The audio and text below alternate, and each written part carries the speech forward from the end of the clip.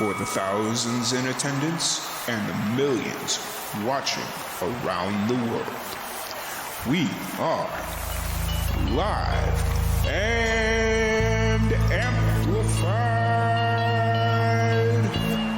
So let's get ready to podcast. Fire it up.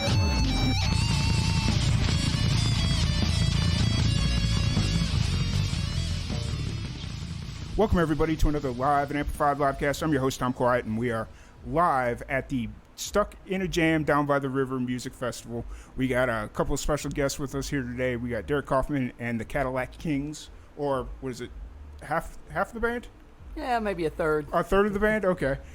So what's going on today, guys? How you doing? We're well. How about you? Doing good. Just drove in from Waco. That was an interesting ride, and for whatever reason, at noon, Austin was super busy, so I was just like, all right, I guess it's Friday. Everybody's trying to go home. I get it. But excited to be here. Excited to sit down and chat with y'all for a little bit and get to know more about you and what you got going on. So before we kind of jump into the festival and what you guys got going on, let's take a second to have y'all introduce yourselves and kind of what you do for the band. Well, my name is Derrick Coffman. I'm the singer-songwriter of the band, and I have with me my esteemed colleague, pedal steel player, utility player, Mark Greer. We met a few years ago, about 9 years ago. He's transferred into, we both live in Muscle Shoals, Alabama.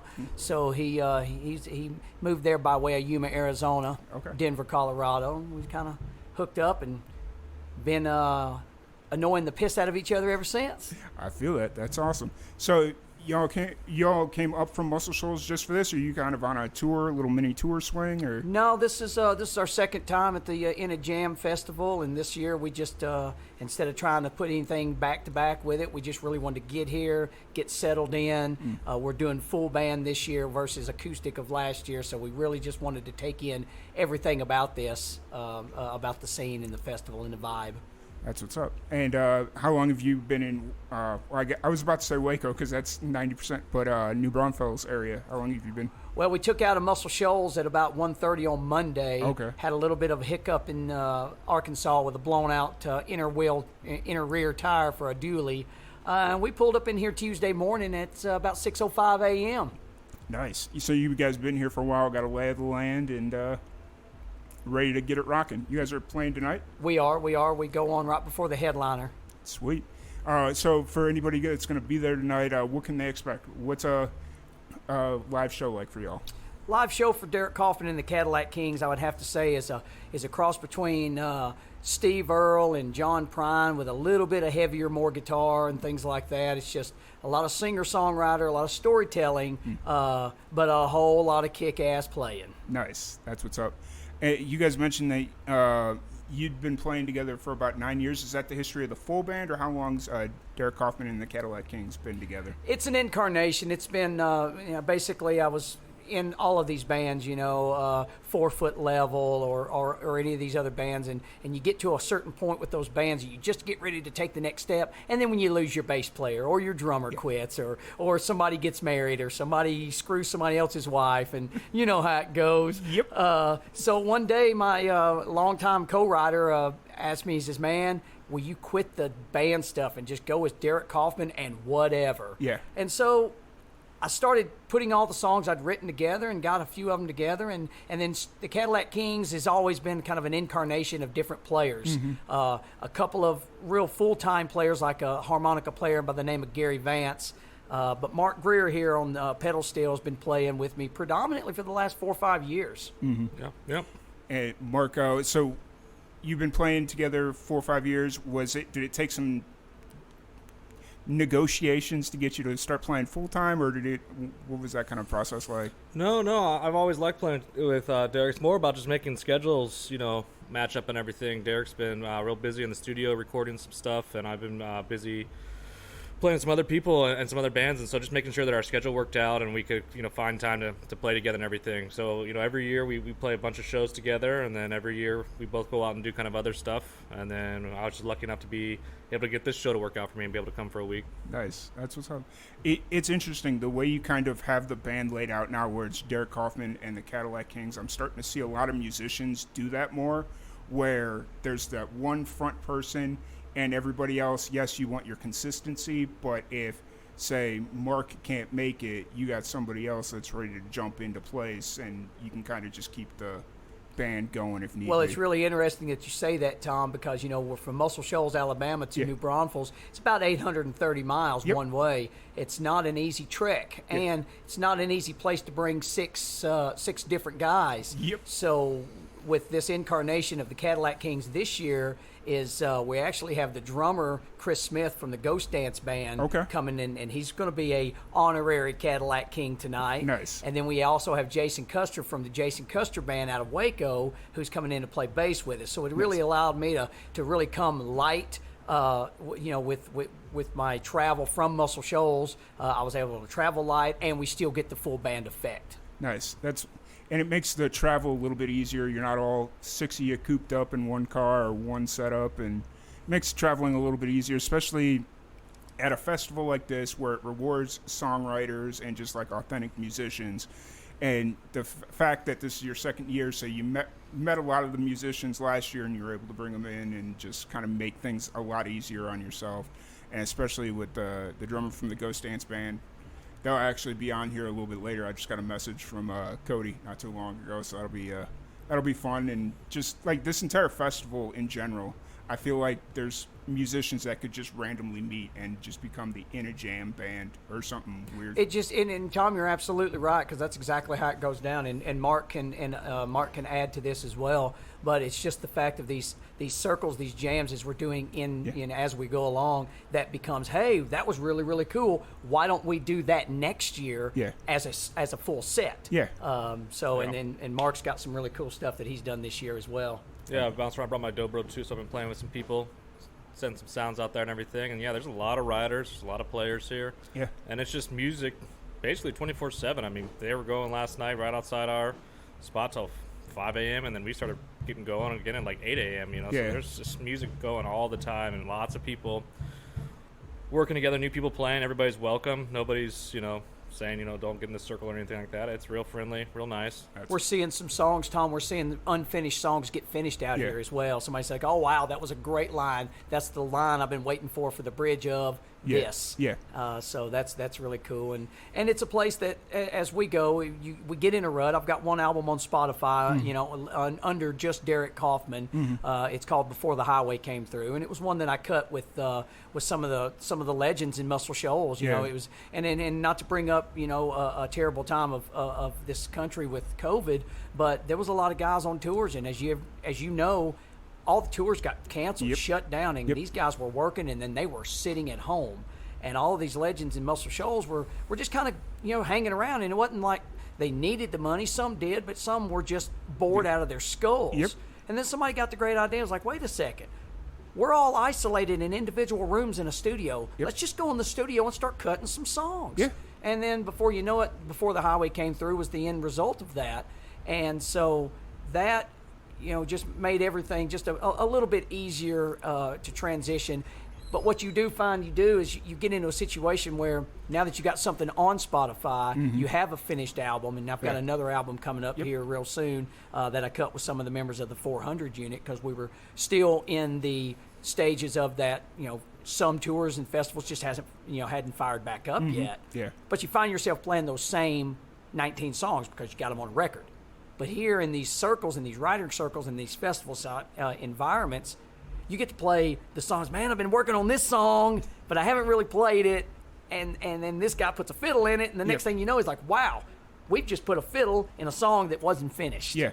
And that's what I really enjoy. And it's like, now dang it, now I got to go find a full-time fiddle player or somebody to sit in and play for us, because, Tom, you got it. This, just the couple hours that I've been here, this is my first time here. I was supposed to come here last year, but it was right around the time my mom passed away, so I was just like not in the right headspace to be here. Oh, I'm sorry. And so just the little bit that I've been here, it reminds me of like one of those old school bluegrass festivals, not blues, but bluegrass festivals where everybody knows everybody, everybody's friends, everybody's just there for the music, and then you get up at 6 in the morning the couple that I've been to, they were all at like hotels and whatnot. So you just walk down the hallway and there's 20 different jam sessions going on at 6 a.m. in the morning. So I'm really excited to see what the rest of the festival is going to be about. And yeah. So you brought up that you have a new album dropping here soon. What's the story behind that? Well, like I said, the first record that is out on Spotify before the highway came through, it was like drinking from a fire hose, because all of these legends who one take and two take at the absolute most, they come in, and the next thing you know, my head was spinning. And we cut 9 songs in 2 sessions, and legendary Swamper bassist David Hood was the bassist on that, and James LeBlanc is a great singer songwriter and a phenomenal guitar player, and he just brought a lot to it. Yeah. But it happened so fast, I really didn't have a chance to think about it, and then I actually finished in the studio, and then 2 days later got in my RV and took a 9,000-mile road trip to the Washington State and back. Yeah. It gave me a lot of time to think and listen to cuts and see stories and see things, and basically I got back from that trip with all of this material and just all of these things in my head, and it just kind of kept coming back, and then a friend of mine that I knew from Jason Isbell in the 400 unit, Jimbo Hart, he had been in a situation where they were at home. They were still at home for COVID, and they were going in the studio doing some cuts, and it just kind of evolved. He says, "You got some songs," and the next thing you know, Kung Fu Hobo got done, and now it was the cool thing about Kung Fu Hobo is that we were able to take our time with it and just let it organically bleed. I didn't play any guitar on Before the Highway came through. I mean, why would you play guitar with Will McFarlane and James LeBlanc on in the studio? But Jimbo and Chad Gamble, they were like, no, that's not how we do things. You're playing guitar. And so it just kind of organically came to be with that. But it's a lot of singer-songwriters, a lot of storytelling songs. I don't write a lot of love songs about lovers' lament stuff. I write songs about copper barons and waking up and having Weller for breakfast on Sunday morning. So it's a little bit of a departure from what the first record was, but it still has the storytelling roots. Nice. Now, is this released under just Derrick Coffman, or will it be the Cadillac Kings? I think everything's going to go Derrick Coffman. I was a friend of mine, a great songwriter, Doc Daly, recorded he put his debut album out on Spotify's Doc Daly, and then his sophomore album was Doc Daly and Magnolia Devil, and it was a PR and media nightmare trying to meld the two together. So I think everything is just going to go Derrick Coffman and the Cadillac Kings, or the Kung Fu Hobos, or whoever else might be on stage with me that night. That way, just keep it somewhat consistent. Yeah, so it'll be like Derrick Coffman, and then each song will be featuring something like that. Exactly. So in that way, everybody kind of gets their just desserts and stuff like that. Yeah, and I'm really good on the credits. The album, with this Kung Fu Hobo, we had so many different people come in. Al Gamble from St. Paul and the Broken Bones played B3 on several things, and he brought a Worley out and played it on a couple of cuts. So it's something I'm really, really proud of, and I'm just trying to make sure that I release it in the best way and best shape. That's what's up. So you're playing tonight, and you've been here all week. Are you heading back to Muscle Shoals, or after this, or are you going to go try and grab some more shows? Quick stop over in Houston, and then back on to Muscle Shoals. So Gotcha. We're going to leave out Sunday morning. We got a Sunday evening event in Houston area, and then we're going to try to make it back home by then. Gotcha. And then how often are you actually playing like shows out? Are you... I do a lot of singer-songwriter stuff. I host a local songwriter showcase there in Muscle Shoals on one Tuesday night a month at a place called the Lava Room, and we do that. And a lot of it is acoustic shows. A lot of just playing my acoustic songs. I play about 5, 6, 7 real production type full band shows. Those. It's kind of hard to bring a 7-piece band to a honky tonk that's going to start asking for Luke Combs and only want to pay you $300. Yeah. So the only way to get a 7-piece band to actually make in is to actually put the show on. Rent the space, hire the sound company.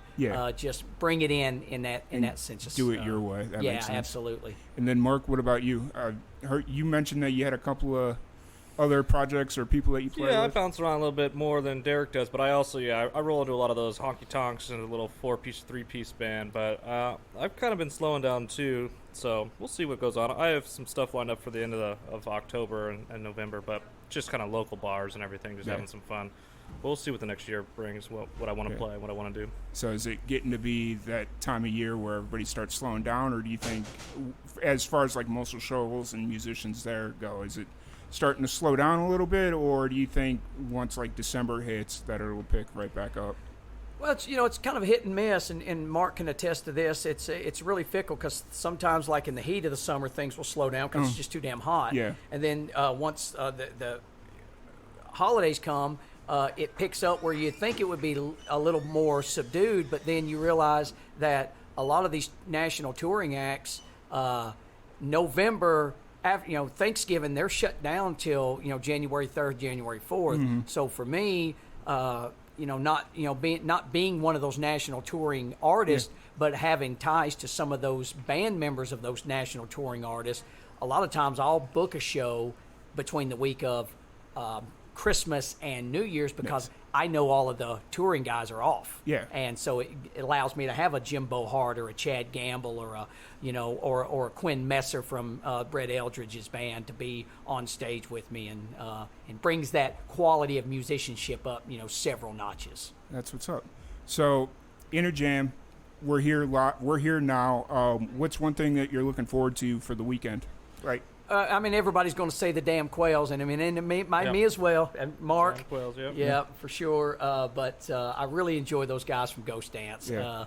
Cody is just really he's charismatic, and god dang, Chris Smith on drums. You can set your watch to him. Yeah. So those are the guys. But honestly, just the camaraderie and meeting some of these guys that I've never met before. Some of these guys that are behind me and things, and just making that circle bigger, brother. Yep, that's what it's all about. I'm actually really interested to see Damn Coils. I was out in New Mexico about a month ago, and they were playing, but something happened to their bus, and they showed up super late because they blew out a tire or something was going on. And so I ended up having to leave before they could get on stage because they showed up. They were doing like a country dinner and music type thing at this little winery spot. And, unfortunately I got to miss them, so hopefully I'll get to catch them this weekend. So, cool. Well, we got a little bit of a line starting to build up, so I don't want to keep you all too much longer. You guys got to do sound check yet? Or Yep. About to cut out for sound check, Tom. Awesome. What's one piece of advice for the young musicians out there? Man, don't fucking do it. No, I'm just kidding. No, don't listen to everybody that tells you suck. Because the thing is in our town we have a ton of songwriters and a ton of quality songwriters, and if you don't have a hit, they don't think you're good. But the second you get a hit, and then all of a sudden they say, "Oh yeah, those guys been a great songwriter for years." Look, let 19 people tell you no because one person's going to tell you yes. Yep, 100%. Yeah, I just say play with as many people as you can. You get out there and you play and you write and you play, and you will get better and faster. And I will say this for me personally, I always make sure I'm the shittiest musician on stage. I mean that in all seriousness. That's always true. As long as you can play with better musicians, that's always going to force you to be a better player. Yep. Always. If I'm the best person in the band, I have not chosen wisely. Find a new band. Awesome. And then if anybody wants to check you out online or listen to your music on Spotify or anywhere, where's the best place to find you? Bandcamp, Derrick Coffman at Bandcamp, and Spotify, Derrick Coffman, 2 R's, 2 F's, COFF. I really appreciate you, Tom. Awesome. Well, thank you all so much for hanging out with us, and we'll be back in a little bit with some more great podcasts here at Inner Jam down by the river.